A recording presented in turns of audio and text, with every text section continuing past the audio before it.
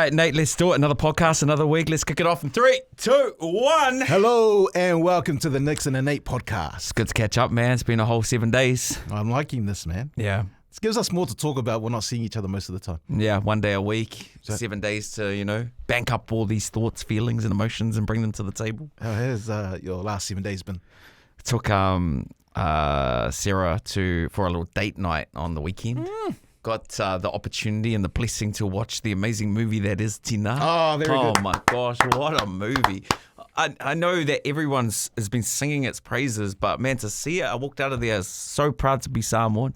My wife even walked out going, I'm so proud to be in a Samoan family.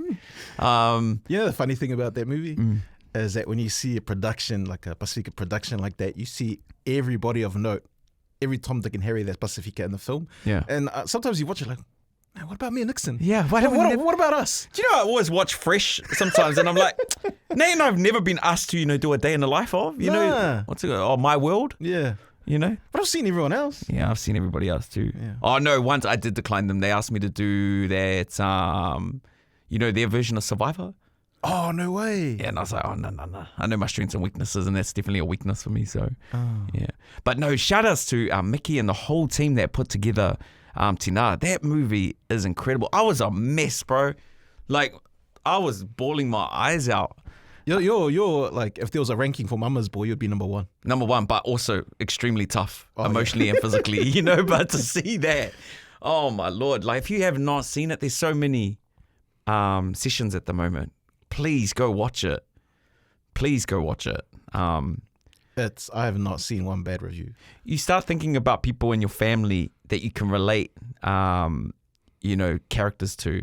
And, I don't want to give away spoilers, but, man, there's some sad moments. And the whole time I was thinking about my grandpa. And I was like, oh, man, this is getting me.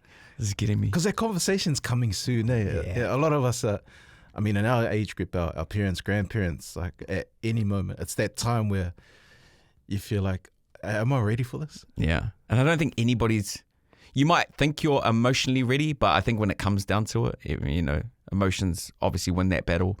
And I reckon times get tough, man. Times get tough. What does that look like for you, like preparing for an elderly loved one passing on? Like, because you're the oldest grandchild, you're an only child for your parents. Yeah, I lost my dad's parents, but obviously that was like a palangi thing. They basically just do a service and then, cremated. But I don't know. I've never experienced real loss in my Samoan side. Obviously cousins and uncles and aunties pass away, but like I think my grandpa, I think that's really going to hit me hard. I think I'm like structurally prepared for it, but not emotionally prepared for it. Your family's a drama-free family. We really are. Yeah. One of the funniest things I remember. Except for when you and your uncle had a fight with a crackhead. Yeah, and his face got bit. We can revisit that story in a minute. It's healed well, though. Shout out to Uncle Nick. Yeah, Uncle Nick. Because he grows his beard. They stitched it along his jawline. Damn. I'll tell you the story real quick for people that missed it. Because I think Bossman Louie and Tony's never heard the story. Yeah. So my uncle lived in Melbourne, and then he came back. And do you guys remember on Queen Street, Aucklanders will know this, there was that video game place, Yifans, right? Everyone would go there, play some Street Fighter, move along. Because he was visiting New Zealand, and before he went home, he goes, let's go to Movenpick, on Mission Bay. There's this countdown down by Key Street. It's by the Z station. Still there. On the waterfront. And there was a man that was walking across the road, and he walked in front of my uncle's car that he was borrowing. So my uncle just tooted his horn, and then he got angry and started like banging on the bonnet of the car. And then he went round to the driver's side door, tried to open the driver's side door, didn't realize that my uncle at the time was like 200 kilos, right? And tried to pull my uncle out of the car. My uncle gets out. We have this big old, like, massive, like, scrap with him. And then instead, because he was losing the match, he launched at my uncle's face, like lock-jawed onto his cheek, and ripped like a golf ball size chunk out of his cheek. And then took off. I got arrested that night and lost my diversion because all the police saw was me throw one punch, but that didn't even connect. And I got taken to cells. He got taken to hospital. And then the doctors and the nurses at Auckland Hospital said, this is like the 4th bite incident we've had tonight. It's real common. And then when they found the guy, he was just eating a mince and cheese pie down by the waterfront. He got arrested, crackhead, and then we had to go to court for it. Yeah. Superhuman strength. Bro, that's nuts, man. Who do you think you are? Bro, pitbull with your lockjaw? Anyway, so yeah, no, Did you get any tats while you were inside? But of all the cool things that I could have lost my diversion on, I lost it on that. Because apparently it's not self-defense, man, because it wasn't my fight to fight. So Third man in. Yeah. But no, that's probably the only drama that's really happened in our family. My grandpa said this funny thing once. I mean, it was funny to me. But he goes, I told all my kids to marry white women. Oh, you're airing this out publicly? Yeah, no, it's funny chat. He goes, I didn't move all the way from Samoa to New Zealand for a better life so my kids can marry Samoan. If I wanted them to marry Samoan, then we would have stayed in Samoa. Damn. And then he goes, and that applies to you too. Okay, find yourself a nice white girl. And that's what I did. So other than that, like, I know. they've adapted well to the land of the long white cloud. I'm going to add on to really, really bad advice from grandparents, right? Yeah. Because I know you meant well. And when you're in the struggle, when you're in the trenches, you just had enough and you want your offspring to choose a different path. Yeah. Because you don't know if they've got the strength to maintain. Yeah, no. Right? I think that's where it was coming from. My granddad, of the same cloth. But for him, it was not who to marry, it was who not to marry. Oh, yeah. Yeah. And Who was on the list? and like I've said this before, like I'm just telling you what was said to me, and I know it's bad. But there was this girl I really, really liked, and she was Māori. It's one of the hardest. It's hard. It's hard. I couldn't understand it, but I listened to him. And shout out to all the Māoris and Samoans that have, gotten together.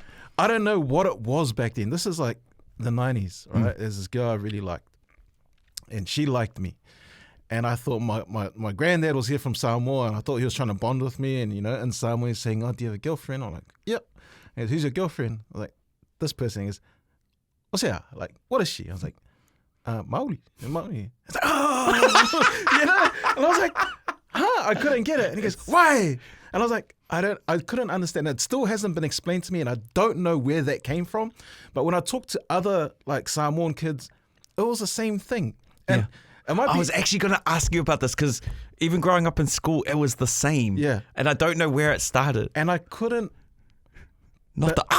Yeah. I couldn't understand and figure it out. And I feel like it's still one of those conversations that we can't bring up because, you don't want the people that you love to get their finger pointed at and go, oh, man. Like, I don't even know what is it? It's not even right because you're both brown. Like,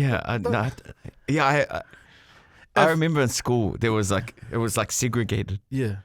Like Māoris over here, Islanders over here. And the truth is, more so Samoans. I don't think any other Pacific Island went through it.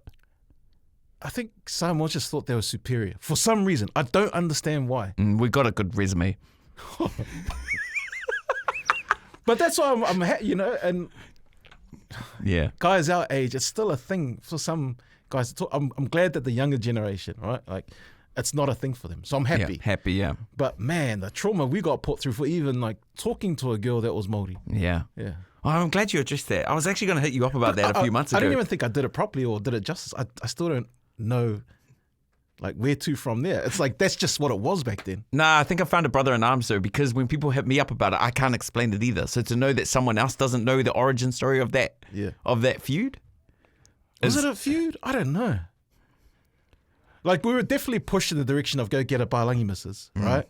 Yeah. But then some of these Bailangis, when you go out with them, was like, why are your panties on the floor? I was like, I just stood on your freaking pad. Like, you look pretty out here in the streets and go home. Your house looks like a tip. That's not every white girl, man. Oh, sorry. Bro, Sarah nicely tucks away her stuff. No, but yeah, it's so... Yeah, some of those Bailangi girls. Not you, I'm just saying. It's like, man, your house smells like piss. But what? Bro, where are these Bailangi girls you're meeting? Remember that time Hamilton. in our 20s? Anyway, don't worry about it. I was just an accessory to your life then. I don't think I purposely went out trying to find with that advice that my grandpa gave me and all the story that he told about moving to New Zealand. I don't think I purposely went out there trying to find a white girl. Unconsciously, that was seeded. Maybe so, but you can't help who you fall in love with. It's just by chance that I fell in love and found my life partner, my wife, as a Palangi girl. Yeah. You know, I don't think that I purposely go, oh, there's a checklist here. I got to tick the boxes. Yeah. I think it's perfect for you because I do remember you going out with some baddies, like, you know. Yeah, but hectic. And in my head, that was the drama.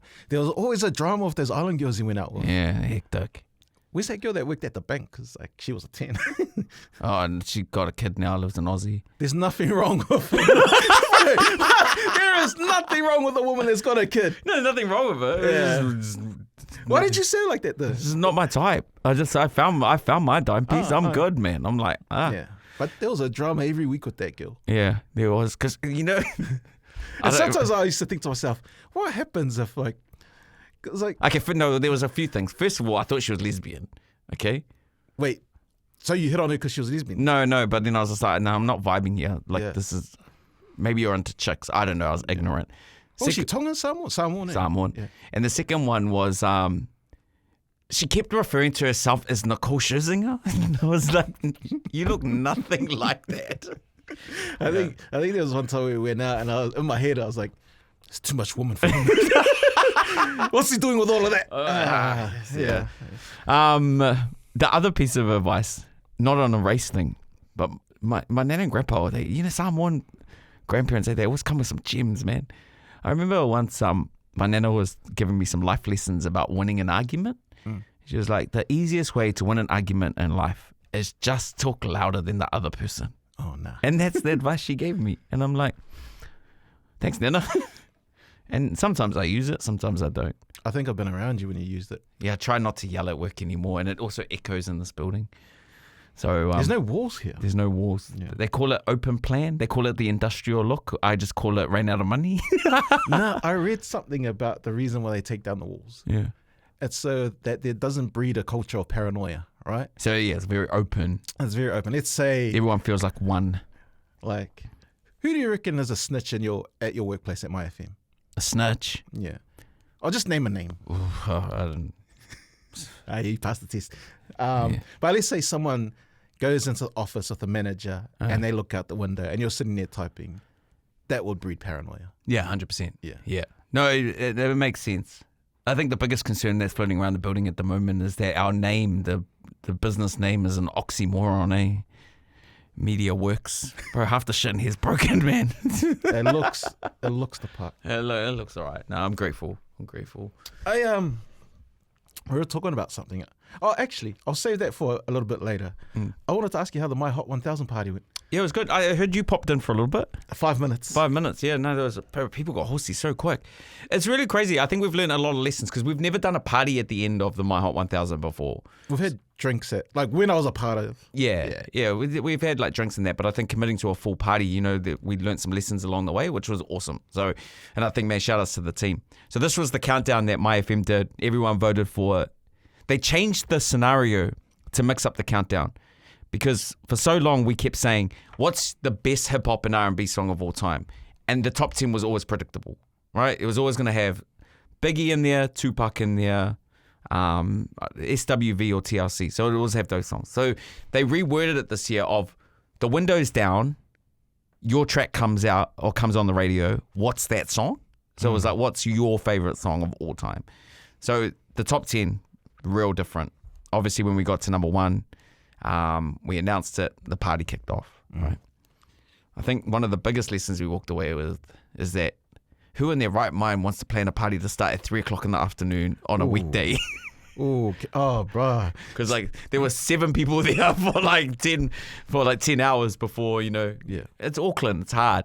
It was very. But shout out to the team. It was very heartwarming that I received an invitation. Yeah, it was good to have you there, man. I had no idea the party started at 3 because I rocked up at 10 o'clock because I thought. Which is when a normal party starts. Yeah. And I thought, I've really got PTSD because I haven't gone out in years, right? Yeah. I don't drink, Which is why I was actually surprised you actually turned up. I know. And I thought, I don't want to say no to invitation because I don't really get invited to anything. So I rocked up and not drinking, nothing, sober as hell. Walk inside and the first thing I see is Storm from My Days with no shirt on. I thought, wow. Yeah, man. And he was swinging around his head doing the Māori magic mic.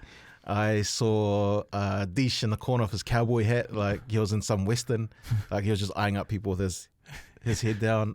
Randy had 3 girls around him. I thought, wow. Yeah, man. Times have changed. That's why I just go home now, man. Just go home. But I had a good time. It was really interesting though because for so long, and I think we've talked about this heaps. When I constantly say that I'm getting older. If you're watching this on YouTube, you'll see the amount of grey hair that both Nate and I have. It's when I heard the top 10 play out, I was like, oh wow, this is really aging me now. Like really aging me. When I'm hearing like Doechii in the top 10. I didn't know who Doechii was till a week ago. My daughter had to tell me about a song called Anxiety. Yeah. And I was like, I don't know what that is. And then, you're hearing all those and that's people's favorite songs right now. And then I'm hearing like Tevin Campbell, SWV outside of the top 100 and playing in the 200s. I'm like, oh, wow. Wow. That was a real eye-opening experience for me. I remember when I was younger, maybe in my late teens, early 20s, when that's your clubbing prime, right? And you'd go in there and you'd think to yourself, man, what are all these old dudes doing in here? Yeah. That's us. That's us now. That's us. That's us. Like I turned up to the party in my golf outfit. That's the real money move. Everyone was getting so dressed up and I was like running late, but now shout outs to everybody who turned up. And I'm proud of you for turning up. Man, you turned into a real social butterfly at the moment, eh? You're out there going to premieres, going to parties. It's still a bit weird, because I was just waiting for that one person to say something. Hey, are you the guy? Hey, But also, if you're going out in town, this might only be for Aucklanders, but man, the parking is expensive. Honestly, I parked my car for 2 hours, $50. is that Wilson? Yeah, bro. Wilson's playing up. Their whole family, who are faceless, because nobody knows who Wilson is. Are they connected to the council? No, was it private parking? Private parking. Yeah. I was like, man, $50 for 2 hours? That is wild. Wild. I paid $30. What's cheaper, getting a ticket or parking? In some cases, probably it would have been cheaper for me to get a ticket at the hospital last week than it would have for me to pay the ticket. Because I paid like $30 to park at the hospital when I got my nose done. And then how did your nose job go, by the way? yeah, no, it was good. Does it look straight? Yeah. Yeah, hurt like hell, but yeah, got a little nose job. And that cost $30 to park. So I was like, oof, Yeah. could have just got a ticket. You know how we talked about being old? Here we are talking about prices of parking. Hey, sport. Let's talk some sport. Warriors and Moana Pasifika had big wins on the weekend. I know, no one saw it. No one saw it coming. I don't know. The Warriors kind of 50-50 with the Tigers. It was a good game. No, sorry, I sound like a hater. Yeah. You told me that there was a big signing happening soon. Yeah, no, it's been floating around. It sucks when it comes out on April Fool's because you don't know if it's a big thing or not. Yeah. People are floating around Cobo and... I'll be gutted if Cobo leaves the Broncos. Yeah, so Yeah. Cobo was the name and Jerome Hughes. They would have to pay him $2 million to move. Well, they offered him last year $1 million to move and he turned it down. Damn. Yeah. Imagine having that kind of money. $1 million. Yeah. Knowing that that's consistently coming into your bank account? Yeah. Yeah, bro. Fire. Very nice. Fire. I do know a guy that makes that kind of money.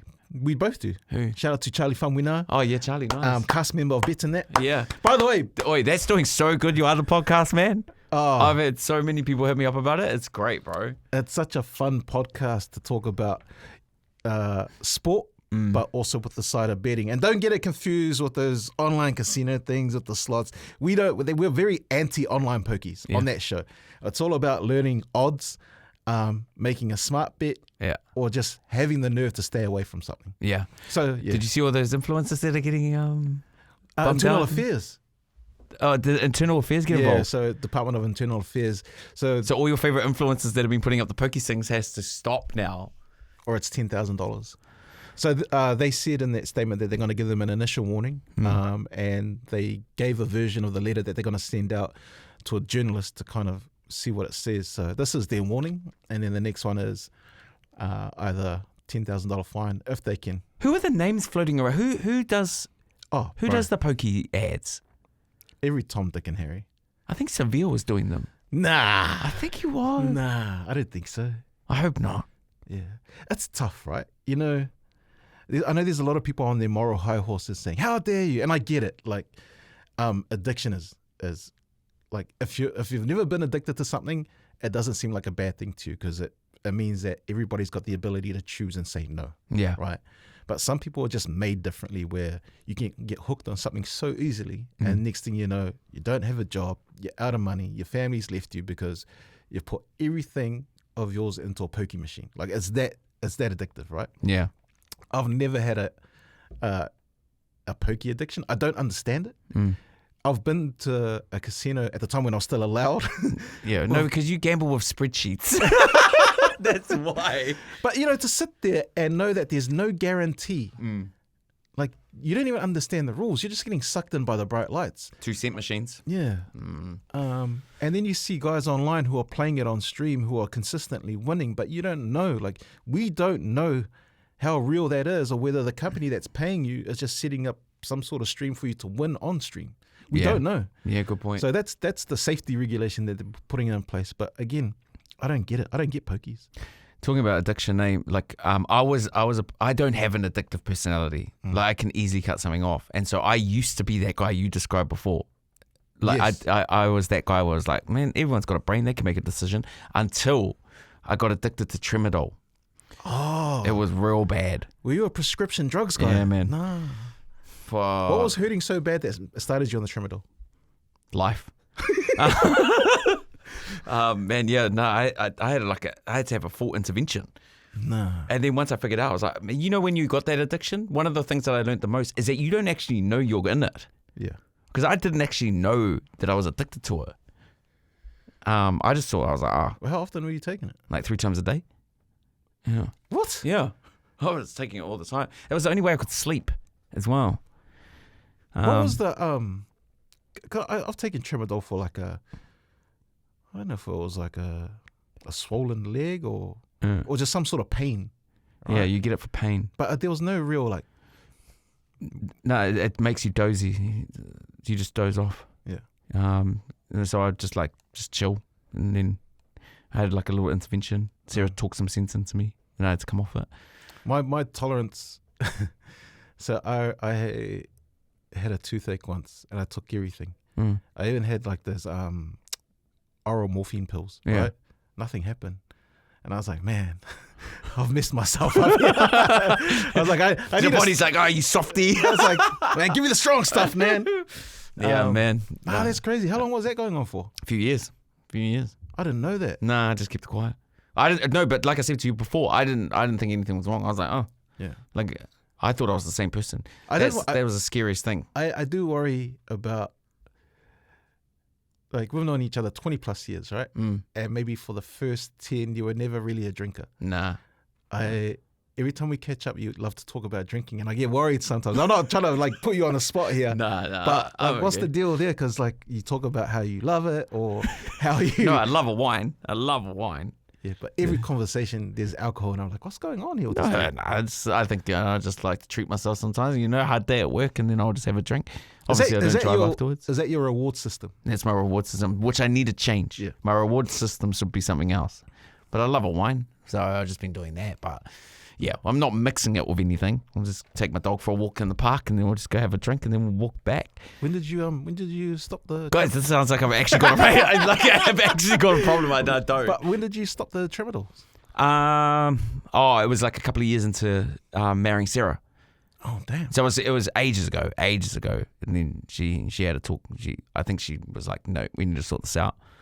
Then also along that path, then I found out that I had ADHD, so a lot of stuff was getting masked. Yeah. And then I sorted all that out. Funny you bring up ADHD. You know how? So the process to get diagnosed with ADHD it's very tough. Oh, right? tough and expensive. And expensive. I see a lot of people on social media diagnosing themselves. Yeah, and also don't make it your personality, man. I swear to God. Yeah. But it's like. Would you be able to break down ADHD, what it is for you, and how you thought you had it, and then to actually get it diagnosed? I can only speak on my experiences because I think there's different levels of it. A spectrum. So yeah, so there's a spectrum. So I'm naturally an active relaxer, but I couldn't actually sit down and focus on one thing at a time. So I would get bored with something and then I'd move on to something else without finishing the first job. Yeah. Or I would hyper focus on something and you couldn't break me from that. Because I thought that in that moment of time was the most important thing ever. And so I would get frustrated if someone took my attention that wasn't free will from me. And so I would start to lose it. Also, I couldn't sit down and watch a movie. It wasn't until 2018 that I watched a full movie without having to get up and walk around. Yeah, because I remember we'd go to those movie premieres and you'd be fucking rude, man. Like, yeah, I'll just get bored. Get up and leave. I'll just, yeah. So yeah, no, so that now it's medicated that I can like focus a little bit harder on certain things. But yeah, I just couldn't keep focus on one thing, and I would leave jobs like unfinished. So yeah, so then that gets quite frustrating when you're in a relationship, and that's why I find it difficult for kids at school, because it's hard for them to focus on something when they lose interest in it. They're not actually being naughty, and not to like do those. Oh, I think I got it too. Like a doctor, I remember I had this conversation with you because there's a way of thinking that I have, and a pattern behavior that fits that, right? Yeah. So sitting with a doctor, and then this was like a doctor inside jail, and then out here, and like there's heaps of dudes in jail locked up with the same thing. Like there's a reason for their pattern behavior. Yeah. On top of that, you got the alcohol, you got the drugs, you got the violence and all that. What bloody blah blah. So the doctor here goes, "Oh, I really want you. Like it's actually urgent that you go to this person and get it diagnosed. Like it was that bad with they made me jump the queue." Yeah. Right. So it's usually, I think, maybe 2-year wait now. Yeah, it's a long time wait. After I saw this person, they said, we can get you there in a month. I was like, ooh, that bad. Like they were trying to rush it through. Yeah. So I went there and fuck, I don't think I've told anybody this. You know how they try and give you medication and stuff like that? Yeah. I was like, yeah, cool. I left there and I had multiple more sessions to go. Yeah. But my fear was if I take that medication or start doing that stuff, I lose my edge to do these sorts of things. Yeah. Right? I was scared of that too, but I don't feel like I have lost it. If anything, I'm probably a little bit better now on it. I feel like I'm more in control of it, of my edge. I don't want to... You're not a watered down version. Yeah. I just think everything runs like in half speed for you, so I have a better chance to respond now. Like I'm not trying to like think of a chat that might happen like 10 minutes from now. I'm like, I can be quite engaged in the chat. Because like people that we work with in this field, they have to write everything down. They have to plan for hours and hours and hours. We just walked in here. Yeah, and just have a yarn. It's a yarn. And to me, that's a... I don't think you would lose your edge. So did you never take it? No. Fair enough. Yeah. I mean, it's not for everybody. It's just worked for me. Oh, and the price. Yeah. I was like, nah, bro, I'll wing it. But I mean, hey, if you've survived this long, yeah. But you, I don't think you might. Oh, I'm not a doctor here. But if you're just one of those guys, and I say this respectfully, especially like the old version of you, like you would just one, I don't think you would have listened to the doctor anyway. You would have just done you. But I just feel like you're like I'm a run it straight kind of guy.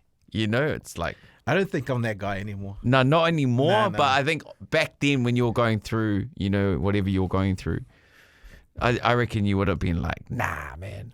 Like, I run it straight. One day when I have the heart to tell this story, right? I'll tell it here and with you. But as you age and you go through a lot of things, it's like, man, what was I thinking? Because you can't see that far ahead. Like, you know how you're talking about your tramadol thing? When you're in that pocket, nothing else matters. So, like, being fearless, like, I had a God complex where, like, if I die, I die. Yeah. But I'm going to go out and blaze a glory. That's what I was trying to say before. You're that guy. Like, there was no measure of safety. It's like, oh, fuck. You're like, go hard, go home, the old you. Yeah. Yeah. Now it's like, I didn't have this before where it's like, okay, let's think about the next 3 steps. Got to look after my daughter. Got to make sure baby mama's all good. Got to make sure the people that have helped me get here, like you and everybody around, that I don't ruin your good graces and the effort that you guys put in to make sure that I'm okay to come back. Because if I fuck it up again, ain't no one coming. Oh, no. No. Everyone's like, we gave you. No, we tried, bro. We tried. Yeah. No, but I because I've seen 2 levels of you now. Like, I reckon back then, if you were sitting in that doctor's room, you would have, like, old Nate would have gone. Like, he would have been explaining to you your mind. You would have just sat there and shut up. Man, Shut up. When I have flashbacks about some of the conversations I've had with some of our big bosses. I'm surprised you can even remember. Well, I'm so embarrassed. Like, our big boss would pull me into the office, and I thought I was like, they're like, look, man, we're not really happy with the way you're behaving. I was like, shh. That's so true. That's Nate. I'd say, hey, did you bring me here to get ratings, or did you bring me? And they're like, well. I was like, if the ratings are good, we got no problem. And I'd walk out of there. I was wearing unbuttoned shirt to here. Yep. Walking into meetings with aviators, and no one, as long as we were number one, no one could tell me anything. Nah, so here's the problem. So Nate thought he was the man walking out of those meetings, but who gets caught into the meeting room next asking what his problem is? Talk to us about Nate. Like, why is he like this? I don't know. I'm not his dad. I didn't know, because the thing now, right? A lot of these influencers make their money through sponsorships, Yeah. being brand ambassadors, and it was a foreign thing back in, like, say, the mid 2015 to 20. Like, no one was really doing it. It was just starting. Yeah.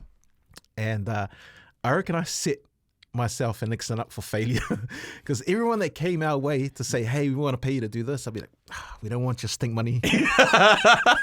You want me to stand in a photo of a pizza? Nah. Nah, but you know who did take that money? Lily. Do you remember that Adidas one she did? Oh, man. She did this thing where she had to do a chin up, but what they did was... Oh, they had to lift her up. Nah, they just reversed the video. So it was just her coming down, but they reversed it so it looked like she was coming up. And that was #ad. Yeah. Oh, God, good times. Oh, man. Anyway, we're a bit wiser now. Yeah. Speaking of being young before that, I want to give a shout out to everyone involved with ASB Polyfest. Kicks off this week. Yes, it does. Yeah. My daughter's going to be there Friday. Oh, nice. Yeah. You're going to go support? Bro, don't be a stink. No. I went to watch her performance at Pacifica. Oh, yeah? Which was awesome. She's not performing on Friday, but they've got a school trip to go watch. So I was like, you go do your thing. Yeah. But Dad loves you. Yeah, I love you. Man. Bro, what's the deal with, just really quickly, on Pacifica? Like, is anyone, it feels like everyone just forgot about it. No. Was it packed? It was packed. But I just think... I feel like a useless islander when, like... No, I don't think the marketing budget is what it was back then, right? They could have money for billboards and TV, radio, print, all that stuff. I don't think they have that kind of budget. So what's it like now? Same? But same. It's same pack, but it's like, yeah, they still got marketing and they still got stuff out there, but I don't think it's as widespread. How many Kathmandu jackets did you see? None. Really? People, it's changed. That is a real early 2000s joke. And No, that's a thing. That's still a thing, bro. I started that. No, I started that observation on New FM. I swear. I claim that. I put that on the airways because I remember questioning... Can we put this on Instagram and do a poll? No. We need to put this on. We need to put that on Instagram. That quote. Nate's claiming that he made the observational statement that Islanders wear their number ones, their Kathmandu jackets to Pacifica. You know when that happened? And it's like boiling hot. It's like 30 degrees and Islanders still choose to wear their Kathmandu jackets at Polyfest or Pacifica. I swear to God. I remember I was at Pacifica. We were doing promo for New FM. And myself and Jandals. Louis was there. This was in 2006. And we saw a whole bunch of people wearing Pacifica jackets. But the youth, right? And I think it was just so they didn't have to wear their uniform, whatever. And I thought, fuck, man, it's hot. Look at them wearing it. Oh, what, the puffer jackets? The puffer jackets. Oh, yeah. But at the same time, you're showing off that you got a Kathmandu jacket because it's expensive. Because they're expensive. So you're getting your value. So I did a show on UFM called The Drive-Thru with also Jandals. Yeah. And we made the observation. And the reason why I'm claiming it, because of the hate we got. The hate we got when we said that on air. This is in 2006. Yeah, but you know why you got hate, man? Because the truth hurts. And people got offended, man. But I obviously didn't hurt enough because year after year after year. It became a thing. Yeah. And the legacy still lives on now that I'm still bringing it up. But I made that statement as an immature young man in his 20s, right? So today's podcast, the theme is growth. The theme is growth, and also wear what you want to wear. Wear what you're comfortable in. If you no, want to wear it, but wear the same size or wear the right size. No, I'm not judging. Wear the right size. You know how I said that I feel like a stink islander for not going to Pacifica, right? I've righted my wrongs by changing my Super Rugby team. I'm now a proud Moana supporter, and I'm glad to be here. I'm really happy to be here. Yeah. And it's a great move for the future for Pacific Island rugby. You know? I hope you heard the conviction in my statement, because I'm proud to be here. Yeah. And go with a leader like Adi Savia, man. Every time I hear him talk, bro, I just want to run through a wall. Yeah, it's fire. Heard of the word loyalty? I can't. The Blues have had their time, man. Nah. All respect to you, man, but it was time to part ways. I love the Blues. I don't think I could ever walk away from them as a team. But I've heard stories about their old boys club, right? So the guys at Eden Park, the guys behind the scenes who shot koi and do a lot of stuff. And then it's very old and very white. Which is one of the reasons I love Moana Pasifika too, but I could never claim them as a team. Yeah, no, yeah. I've given my service to the Blues. I still love the boys. I've always got love for the team, but I feel like it was time. Yeah, it was time. I had a chat. I'm trying to remember who it was.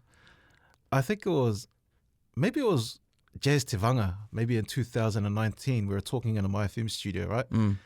And I was just like, we were talking about teams we support. He knew that I supported the Broncos, but then he was saying something like, man, just support the players, right? Yeah. And I was like, yeah, actually, that makes more sense. Oh, 100%. Yeah, no, I got love for the boys, man. That's the same with the Warriors. I like them too. Like, I just don't like your team. Yeah. It's funny, Ben Matulino. Shout out to Big Mats. What's he up to these days? Playing a lot of golf. I think he might be doing some coaching. Just being a general scucks guy, right? Yeah, so he's the original hitman. I don't know if people know this is public knowledge, but he's a hearty Manly Sea Eagles fan. But he doesn't say it publicly. Why is he not proud? So when Manly wins, he just sends me the bird emoji and then says bird gang. And I'm like, yuck. Yuck. But when the Warriors play, I see him in the comments go, yeah, and I just reply to him privately, you fraud. Ben, be proud of your team. Bro, you played. Tell people that you're a Manly Sea Eagles fan, bro. Yeah. There's no shame in it. Yeah. Maybe. He's got some dirt on me though. But I'm gonna say it here. Yeah. So that he can never use it against me, because he keeps sending me a screenshot of a photo of me. I'm wearing Warriors gear. Why were you wearing Warriors gear? I don't want to say why. So every time I'm a bit cheeky, he just sends me a photo as a threat. And he's like, do you want this? At least you've owned it now. I've owned it. You've owned it now. Yeah. So, Ben, you're even now. Yeah. You're even. Just start wearing all the Manly gear you put in your private DMs. But it's not actually a bad year to be supporting Manly. No, I don't. They look like they got a fire team. DCE is about to leave. There's a smear campaign against them from management. You got Tom Turbo, who doesn't look like he's going to finish out the year. Oh, yeah. I would actually put money on them to not finish in the top 8. 90% of them don't want to wear the rainbow jersey. It's those island grandparents again. Exactly right. Hey. Yeah. Can you guys make sure that if you've enjoyed this episode, you like and subscribe, and then head over to the Bets in That page? Oh, yeah. Yeah. Honestly. Just show us some love there. And you'll have some fun on that show and learn how to make some money. That is a great sports show. There's nothing like it. Nah. There's nothing like that at all. Bets and That.